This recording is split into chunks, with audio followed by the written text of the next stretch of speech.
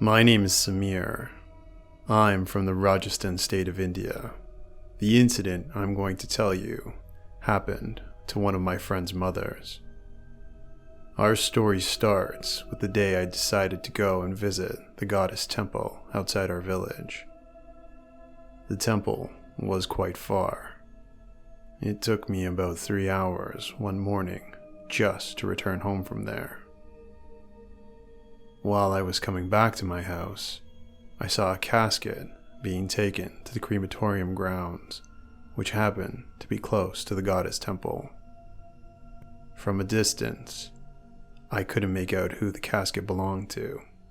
I paused for a moment, but decided I should continue on my way when, after some time, I finally reached my house. My grandmother was waiting outside the front of the house. Her face was sad, and it looked as if she had just finished crying.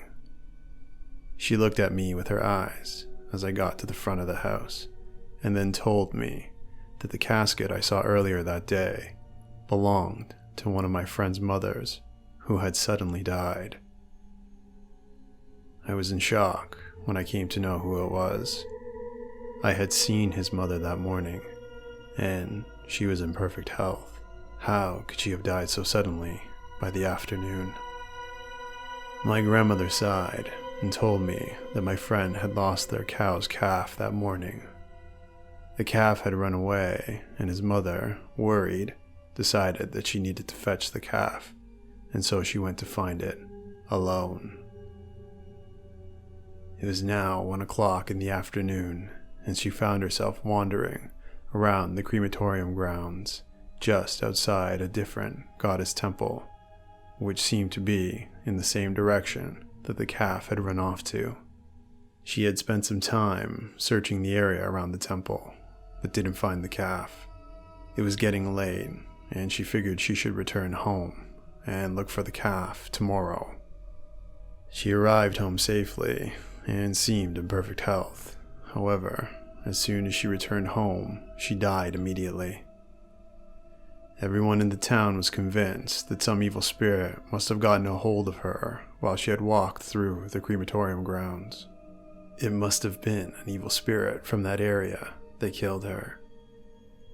Little did everyone know how close they were to the actual truth. I wanted to know for sure as to how my friend's mother actually died all of a sudden. For a few days, I didn't talk to my friend about his mother's death, but after around 2 weeks, one day, while we were sitting together, I asked him, "How could your mother have died so quickly, just like that?" He sighed and told me that after his mother's death, his family members decided to go to a tantric for closure. They too wanted to find out how she could have died so suddenly. The tantric told them that she did not die because she went to the crematorium grounds, or at least that is not where the spirit which had killed her was from. Performing a ritual, the tantric summoned that spirit into one of his disciples' bodies who was sitting next to him. The spirit appeared angry and full of hate and spoke through the disciple. She told his family that she was a woman from a village long ago. She said, "That one day I was sitting in the woods outside the village along with my little children. We had come there to collect some wood, and we were just resting near a goddess temple outside the village when my brother-in-law found us. He came there and was drunk and carried an axe.